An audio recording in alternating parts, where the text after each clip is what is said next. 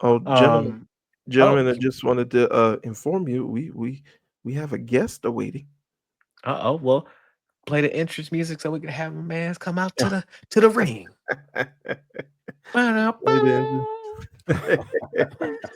Oh, I don't know. I know this brother. He would prefer the Outcast, but I know he also doesn't want to get us demonetized. Well, we ain't monetized yet, but he also know these doggone YouTube bandits are around here lurking. So we're gonna Grand go opening, ahead. grand closing. Yes, Gotta bring look it. out.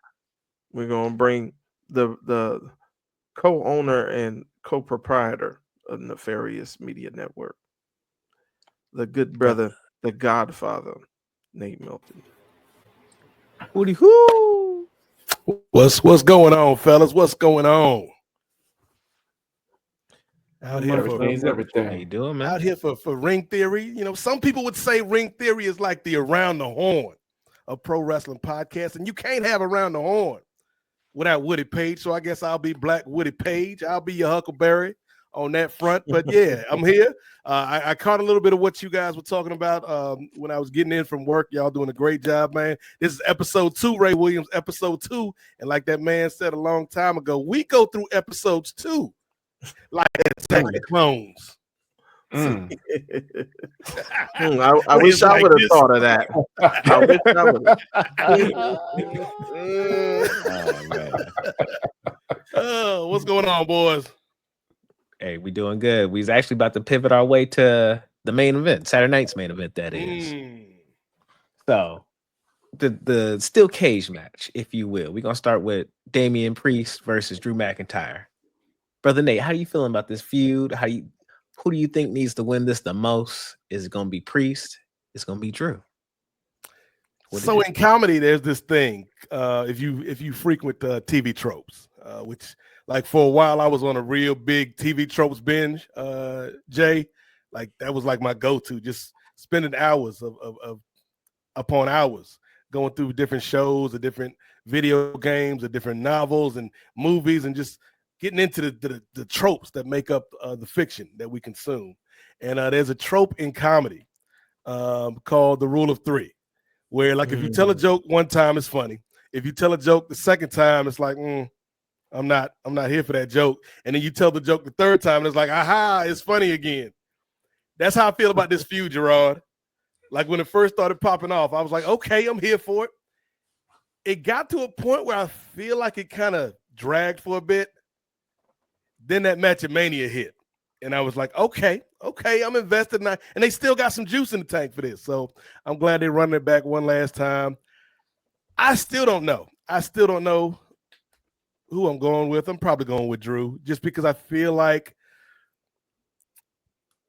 particularly if Drew is to be a potential 4th member for the Seth Rollins, Paul Heyman, LeBron Breaker team, then he needs to win. He needs a win. I'm sorry to our guy, Punishment Martinez on these streets, but I think it's gonna be a fun match, man. I'm looking forward to it.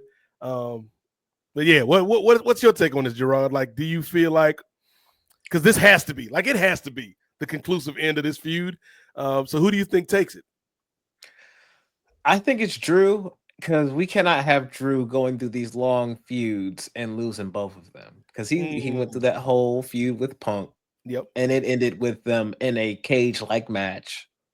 And though great match, 5-star match, Drew lost. And Drew had to recover from that. I feel like Drew's recovery feud is partially what we are in currently. So, like, the man needs to get the dub in the end. Because you're correct. I want him in that 4. Throw up the Fantastic 4. So, because it's time for Drew to join. But because I think the Overlord, Dwayne, is the one in the background looking over that. If you saw them walking in Raw last week, you saw The Rock looking over their shoulder in the background. It's the Rock's group. So, Oh my goodness! who had the red phone? Who had the red phone? There go the Wise ring man. theory. It's the wise man. Come on, man. Come on. Theories. But I think we need to get Drew where he needs to be. How about Midcard Jey Lacey, man? How you thinking about this? I think Drew's taking it as well too. Drew, I think they've got some big plans, major plans for him, and I think setting up a dominant win over Damian Priest only sets those plans in motion. I didn't have him on the super squad that you were talking about, but the more and more I hear you talking about it, the more and more I'm like, okay, that does make sense. But he's got to get over to the Raw side to make that happen. So I do like that. They do need like a heavy for that particular group. And anytime that you have a faction within WWE, you do have to have a monster type character. And I think Braun is close to that, but I think Drew is actually that guy now. Mm-hmm. So the more you say that, the more you're leaning more in towards that. But I think for this feud, it's gonna be Drew McIntyre. Brother Jay, or Brother Girard rather, I agree with you. I think that Drew has to get the win in the end. Only problem, Saturday not gonna be the end, my brothers. I think Drew already has the dub from WrestleMania. Mm-hmm. I think Priest will get the dub this Saturday night, and I think there's going to be like a rubber match, and I think then Drew will get the dub because first off, what else you going to put either one of them in right now?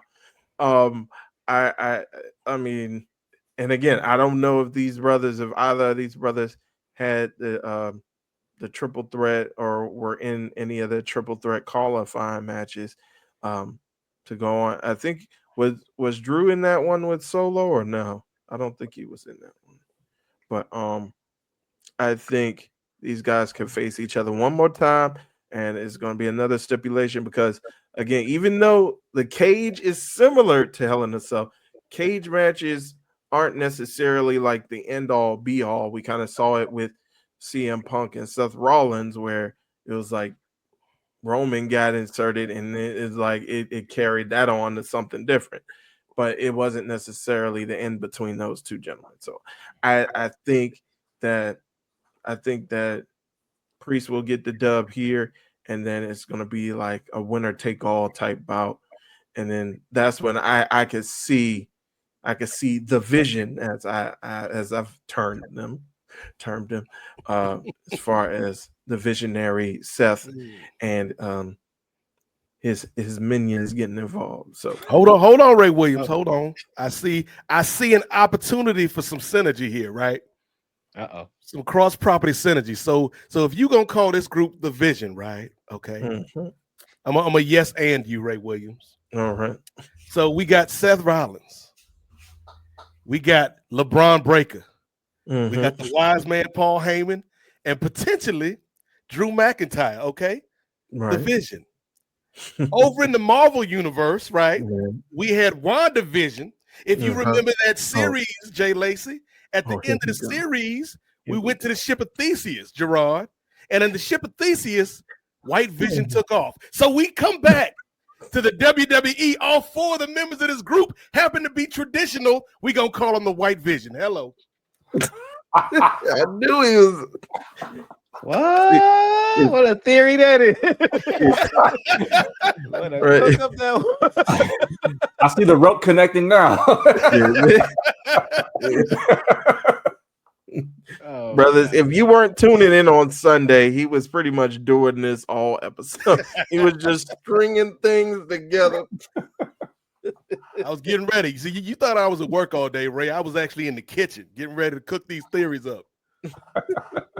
Hey, no, that's a theory, man. That's a theory. You definitely had the Mr. Fantastic stretched arm when you were stretching for it because you reaching, my brother. Hey, I go with the White Vision. I go with the White Vision. But what a pivot, because that's the next match we're going to talk about. We're going to talk about CM Punk and Sami Zayn versus Seth Rollins and Braun Breaker.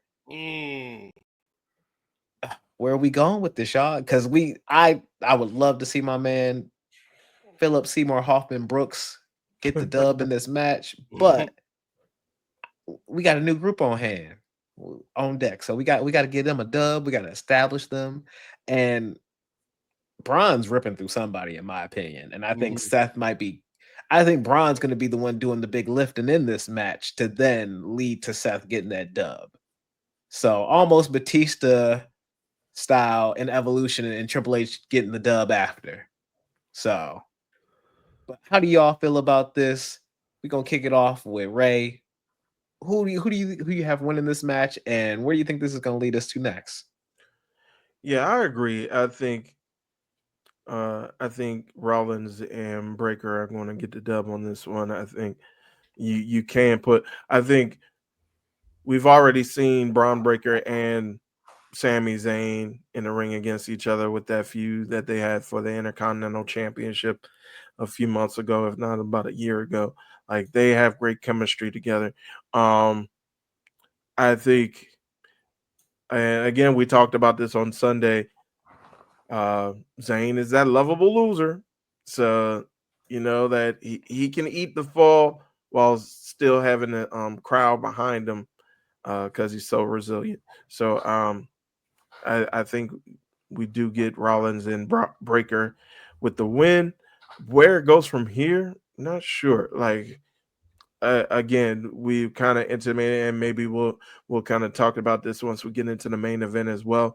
We've kind of seen like Jey, Sammy, and Punk be on one accord against Braun, Seth, and Paul Heyman. So I mean, it's not obvious, but it seems like pretty much a shoo-in to get that third member in to be aligned with Seth Rollins' group, so that I don't know, maybe you have like a big brawl or something at the end. I don't know if someone gets involved as far as like Heyman maybe getting involved in cheating and doing some dastardly deeds, maybe getting a chair involved or something like that. But yeah, I see Breaker and Rollins coming out with the W. Okay. Nate, how about you, man? Yeah, the most likely outcome is Seth and LeBron take this win here. But I think there's another outcome that could happen as well, and that's a schmaz. You know, because we've been really focused on Drew McIntyre being the guy that joins the traditional vision, if you will. And I think that is still a likely possibility, Girard. But who's to say he's the only one? Because even if he joins you, then all you've done is even the odds. Yeah. And traditionally, heels have had the advantage in terms of the numbers game. So we can still have Drew join eventually, but what if we get a new member revealed at Saturday night's main event? Somebody that's not on our radar right now. True. And that is what leads to like matches thrown out, but we see Sammy and Punk laid out. Jay's got to come in to make the save, but we've really continued to establish this group because that's what this match is all about. Like we are progressing the story, yes, but we still want to solidify Seth and Braun and Heyman. And so, yeah, like I think it could just be a straight up win, you know, by nefarious means, if you will. But to get the most bang for the buck, particularly on a Saturday night's main event where wins and losses kind of don't matter, except for the matches where they do. You could do like a big schmoz finish where the Muffin Man and Sammy have the advantage, and then we get I don't know who like shows up. Like anybody could show up in terms of being another potential member for this group. So I'm intrigued by it, though. That's the best thing you could say about it. You know, as Chris said Sunday on the NWA podcast, I am much more intrigued to see what's going on with this group than what is going on with John Cena, who should be, you know, the titular lead storyline in this company right now. And so that's a credit to Heyman and Punk and Rollins and all these cats. So, yeah, it's going to be a fun match. Obviously, the bad guys win in some way, shape, or form. Even if they don't win on the record books, Jey Lacey, they're going to win by putting belts to asses on our heroes here. Agreed. I also think that, you know, the heels are going to win on this one as well, too. Hate to see it, but I mean, Sami Zayn's probably going to end up eating the pin. And I don't know if they're going to introduce a third person to this feud, but I would be greatly intrigued if they do. But it could be planting seeds, too, for Sami Zayn to slowly make his turn to join either the squad with Seth Rollins or LeBron Breaker, as you call him, or he could just be the independent guy that kind of floats in between not joining them, but not siding with CM Punk either. Because I don't see him and Punk really meshing to get along. I think that Zayn, and the only reason Zayn's really involved with Punk is due to his friendship with Jey Uso. So I think they're just the enemy of my enemy is conveniently my friend at this point. I don't see that bond being too strong between him and Punk. So again, I think Seth Rollins and Braun Breaker are going to win this one. I've been inspired. You all have inspired me. And this is where we're going to go with it. Here's the theory, y'all. Let's rock. Let's rock. Let them cook. This is going to be a Smosh Fest. It is going to go to that. No, throw that image back up. Throw that image back up because I like that image being there for that. So, yeah. It's going to be a Smosh Fest. There will be no winner of this match because this is going to lead us to some future pay-per-view matches. We're going to have a future Sami Zayn versus Seth Rollins come to the altar match. And this is going to be his come to Jesus moment of, you know what, can I really beat these people or not? And I'm going to mirror something from AEW, his time in AEW, because I do believe we're going to get a CM Punk versus Braun Breaker in that Wardlow style match. Where I think, but this time, I think Punk lays on his back and takes the pin. Where he rolled up Wardlow and snuck that out at the very end, so it was a survival. I don't think it's going to be that. But I think those are potentially 2 Money in the Bank matches coming up for you right there. I think the end game for this is that match between Seth and Sami is going to break Sami in a way. Sami is going to then depart because him and his bond with Punk ain't there. And so he needs to go on his own journey of self-discovery because to join the Vision would not be it. Because we've seen him do that with the Bloodline. And for me to then cheer you after you making the mistake of joining a group again and making that same foolish mistake, you didn't learn your lesson from the Bloodline, it's not the same thing. Like, it's not going to be the same lovable babyface turn out of you joining the Vision. I see you winning the Royal Rumble in Saudi Arabia. So if that's going to be the case next year, we might have to sting you for a little bit where you kind of like you're in the rafters, you sad, you have a match here or there, get on this comeback journey leading up into the Royal Rumble. Because then his ire is going to be Seth again. Because, yeah, you might have broke me that last match, but I'm winning the Rumble, and I need to stop you. Because I should have stopped you when I had the chance in May. But I didn't have the confidence then, but I'm back. And I've had a coming to Allah moment, and it's time. So we gonna do the thing. And so I think that's you're watching the makings of one of the nights of WrestleMania's main event, or at least world title matches, right here and right now in this tag match. Where Punk is at that point, I don't know. But and who's to say Punk doesn't sneak it off Rollins for a month reign for Rollins to get it right back from him, just to give Punk something to save face. But the Lex Luger in your analogy. Indeed. But I think the sting in this one for sure will be Seth Rollins. Okay. I like as soon as you started going down that path, Girard, I immediately thought of Darby Allin's daddy in this situation. I was like, yeah, they can totally take that and bring it to a modern context. And also from a real world perspective, having Sami Zayn win the Royal Rumble in Saudi Arabia, that's crazy. That's deep. What a reaction. They are going to love that.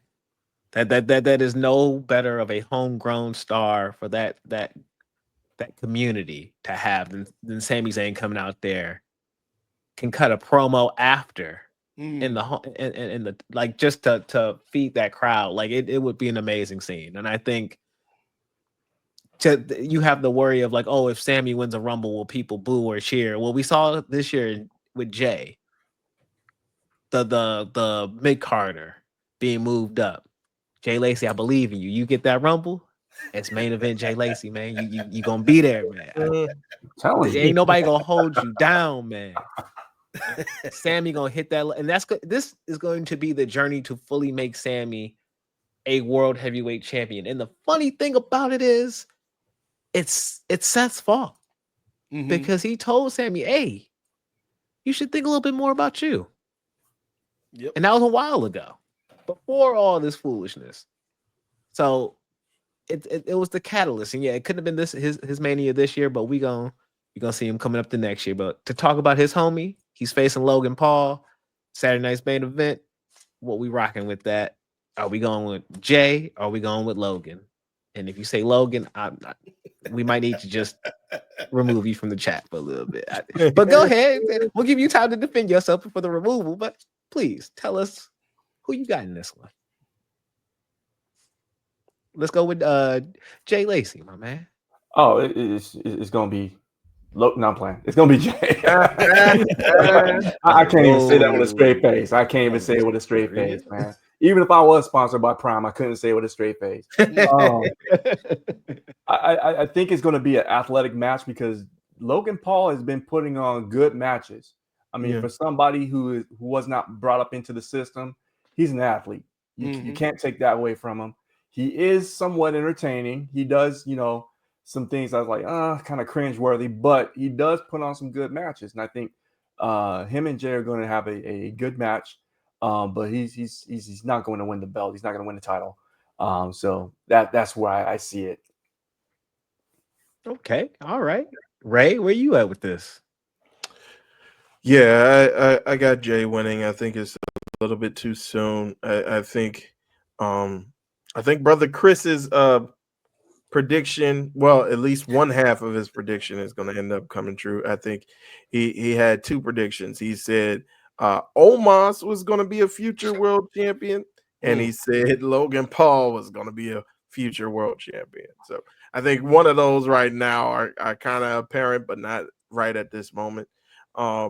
Yeah, I got Jay winning, but I think Logan Paul, I'm like, come on, bro. It's like I think people know the history, but for him to come on in that podcast and kind of be like, well, people are forcing the hate. They forcing the hate. They don't really mean what they say when they talk about, oh, well, I'm not gifted and they forcing the booze. It's like, no, dude, you just suck, dude, as a person. You're just a bad person. Yes. not even mentioning the stuff from YouTube as far as like the Japan stuff.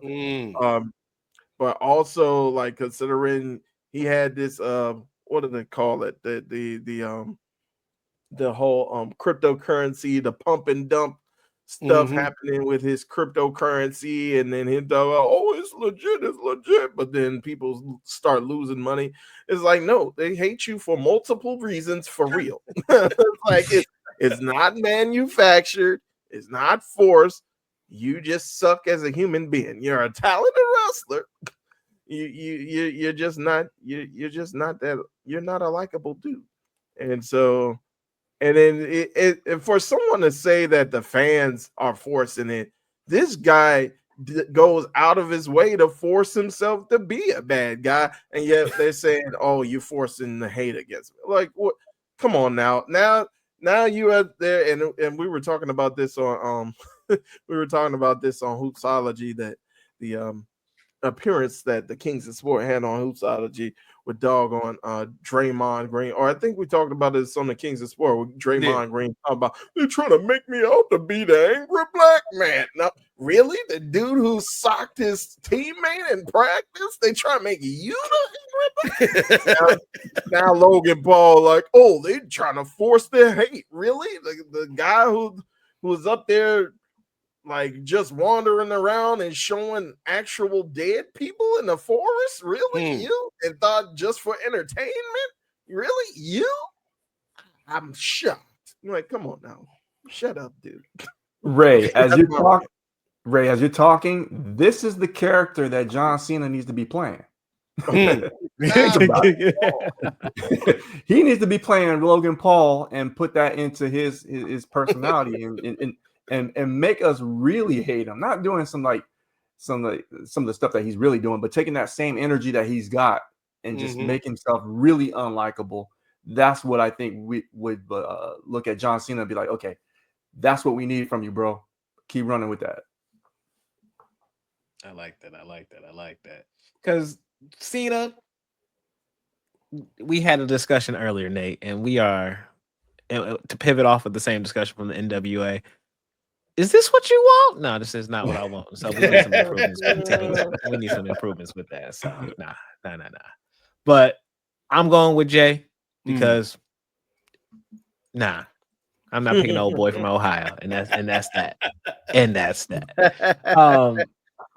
That leads us to the main event, probably of the show. You ain't get my shocking pick. Oh, my apologies. Shocking. You know, because somebody has to be the voice of the voiceless here. Somebody Ray. Stand up for the underdog. Cut him, Ray. Somebody got to stand up for this man who's been oppressed by the mainstream media. Somebody has to stand up for this brother that's been dealing with this manufactured hate and resentment and disgust. Somebody's got to do it, Jey Lacey. But it ain't gonna be me. As we've all said, man, Logan Paul is a talented wrestler, particularly for somebody who did not, grow up in this sport. But he's also a terrible human being, as we've illustrated, and he does a lot of cringy stuff. As Kendrick Lamar said, Jey Lacey, some shit's just cringeworthy. It ain't even got to be that deep, I guess. Like that's why people don't like you, Logan Paul. We don't need think pieces. We don't need to go into these long diatribes about why people are booing you. It's because you're a terrible human being, despite the fact that you're a good wrestler. But yeah, Jay's winning this, if for no other reason. Ray Williams, what network is this going to air on? Oh, good old NBC. And the National Broadcasting Company. Oh, here we go. We talking about NBC Universal. We're not talking about the Peacock. If this was on the cock, maybe Logan Paul could sneak a victory here there. But we talking about NBC. We talking about Universal. We talking about General Electric, GE, General Electric. General Electric is not paying money for this show to have Logan Paul walk out with the belt. NBC, the National Broadcasting Company, Ray Williams. Okay, you look at the letters NBC, spell it backwards, CBN. Oh my God. Cautious brothers know. Okay, you gotta tread lightly. You gotta be cautious right now, Ray Williams.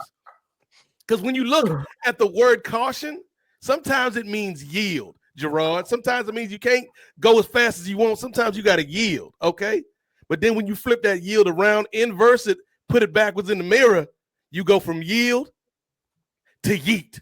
And that's why Jey Uso is walking in with the belt and walking out with the belt. Don't laugh, Ray Williams. I'm dropping some knowledge on you right now, sir.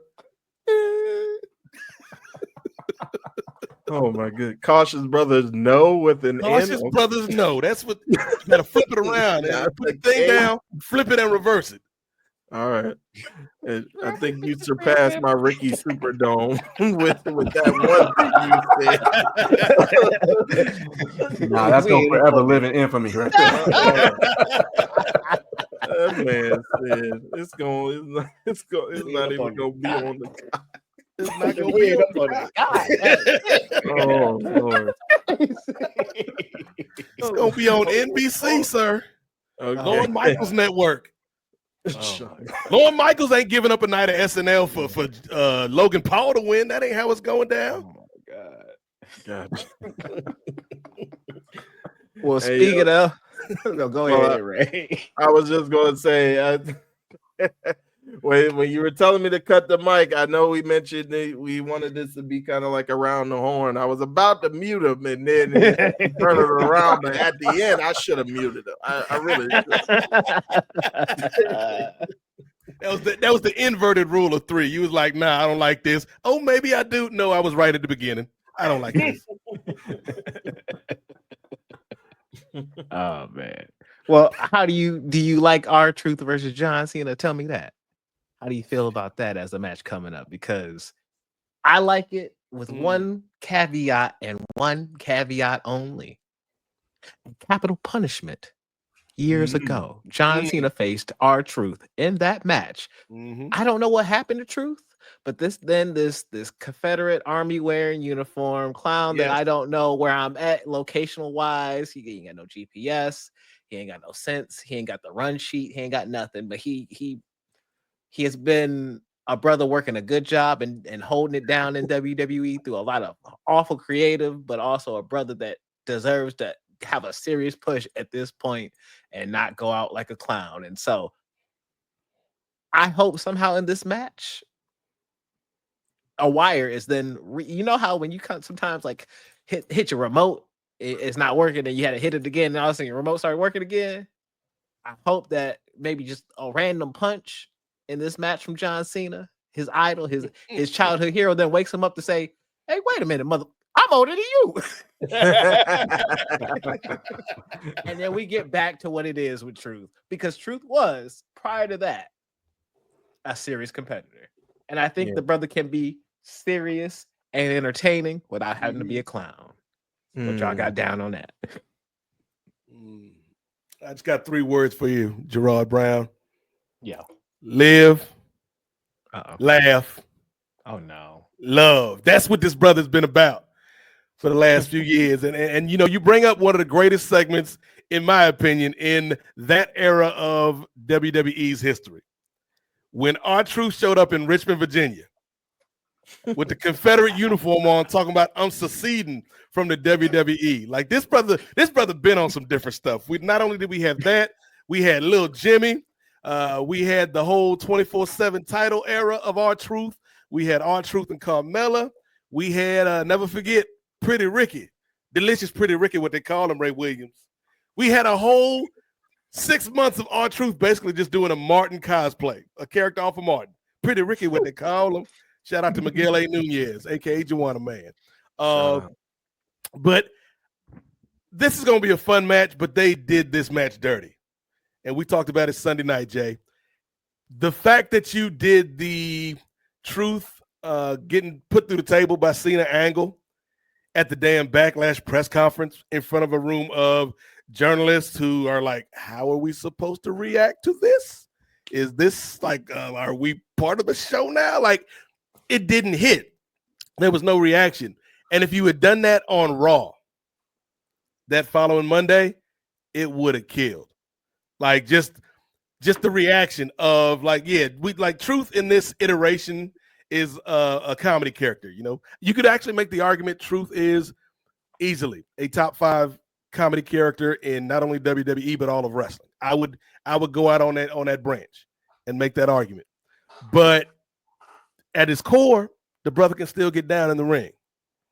And so it's like, I wish they would have given us the altercation on TV, because I think it would have gone well in front of a live audience. Like, oh damn, you done gone too far now, John. Mm-hmm. This was too far. Again, going back to TV tropes, there's 2 tropes.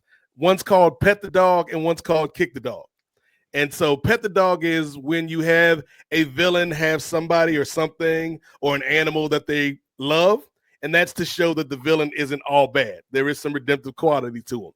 Kick the dog is when the villain don't give a damn about the dog or anybody else. And so you're like, you know he's a bad guy. And that could have been John Cena's kick the dog moment, to your point, Jay. Like, that could have been like, okay, Cena asshole now. You ain't had to do that to Truth. So my hope is they give him a decent amount of time, you know, maybe 7 minutes, 9 minutes, something like that. Let Truth get, like, I don't want it to be a squash match. Let Truth have his moments. Let Truth have his shine before ultimately falling to John Cena. And I will say last thing is, as goofy as Truth's character can be and has been at various points over the last 15 years or so, I think that sit down he did on SmackDown with Wade Barrett, I thought that came off pretty good. Like in terms of like, you still have the delusion of Truth. Like, it's still my childhood hero. He just doesn't know who he is right now. And maybe I got to beat the real John Cena out of him. And we're going to do that at Saturday Night's Main Event. I'm like, okay. So I think these two are both pros. They've been knowing each other for a long time. So hopefully it'll be a good match. Hopefully it'll be better than that damn WrestleMania match with Devontae. Because you got some atoning to do for that, Cena. But yeah, John Cena's gonna win. Come on, who are you lying to, Ray? You suffer me. Because I know you was gonna pick Truth. No. The capital punishment, which happened in my area, although I didn't get a chance to go. I wish I would have had an opportunity to go. But I yeah, I see it going that way as well. Ray, Ray, I'm talking to myself. Now you turn into Truth.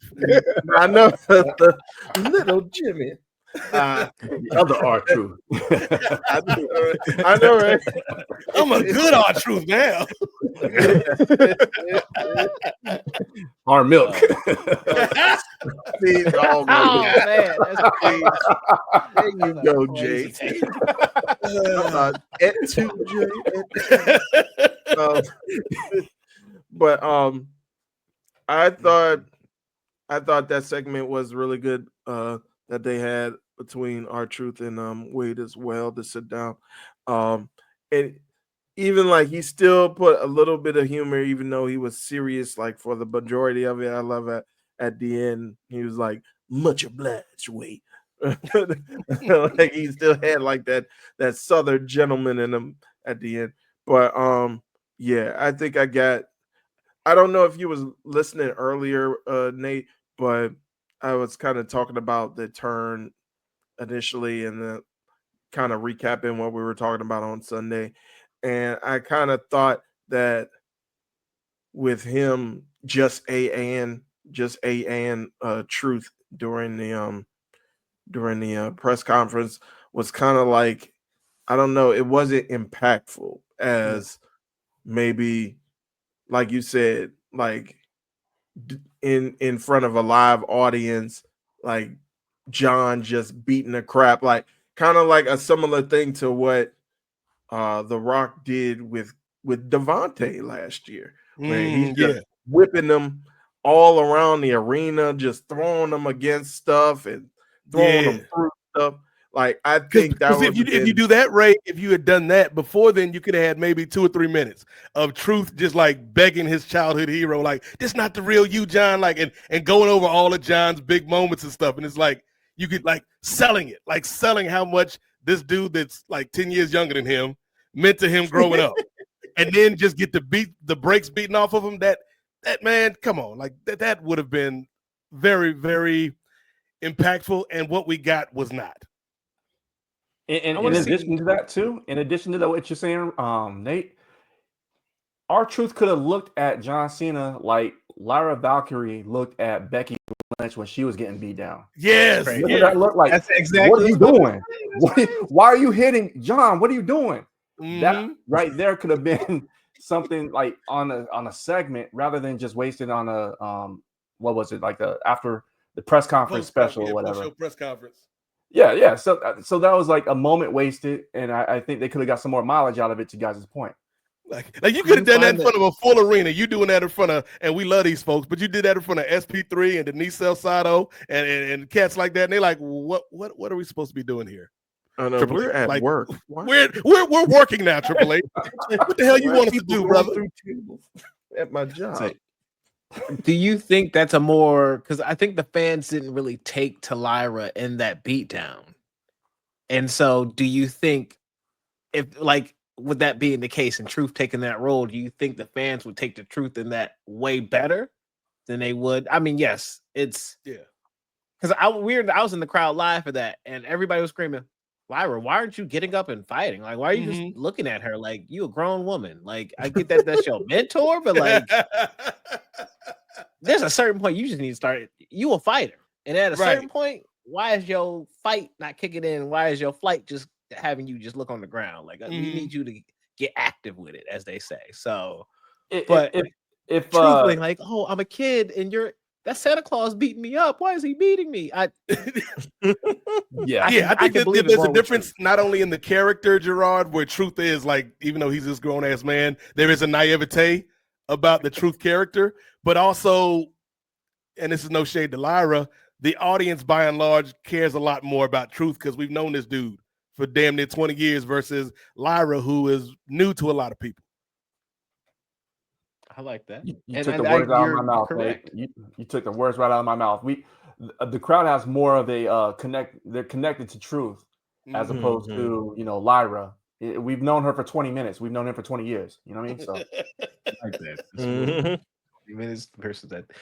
Lyra's getting there, And you can tell Yeah. that from that match to some of the promos leading up to Backlash, she getting there. And so she on the route. But I hope, and I asked this last question before we move on from this match. Why isn't it not for the WWE title? I don't want to hear the excuse, what has R-Truth done to earn a world title match? Because it's the same thing that, I mean, John somehow earned himself an Elimination Chamber match. Off of what? Losing for years? Who did I Randy mean, Orton beat besides Joe Hendry? For real. But no, but I ain't gonna throw Randy under that bus like that. But I ain't gonna throw Randy, because we can go back further. We can get a dub on Randy faster than that. But think about that. Cena has not won anything. Nope. And he was warranted that shot. So, like, I don't want to hear that excuse with this reign. At this point, it seems like the fun John Cena going out retirement reign of like, what are these fun ideas? We're not gonna do anything too crucial, too deep. Oh, R-Truth? That's a fun thing. We've been teasing that for some years. Yeah, that ought to be fun. Yeah, like, imagine if Truth got a hope spot for the title, man. Like, that would be insane. But like, here's my thing with it not being on the line. Does Truth? I know everybody's selling Truth out, but do y'all? I think he could win. You know what? I was not aware that this was not this was a non-title match. So me either. If it's a non-title match, I would not be surprised. Truth gets the win, but he also gets beaten down severely, and then they go to a title match where Cody Rhodes comes out. Cody Rhodes comes out and stops the bum rush, and so there goes that story with between Cena and Cody. I like that. I mean, I don't know how I feel about Cody coming to save the black man, but okay. I mean, Devontae, he got to look out for his people. So you know, he you want to keep that invitation to the cookout. You know what I mean? He to the cookout. So Brandy told me to do it. Brandy said, "If you don't go out there and save that man, you sleeping on the couch, Cody." Yes, summertime. You want the cookout? You better go out there to that ring and get him.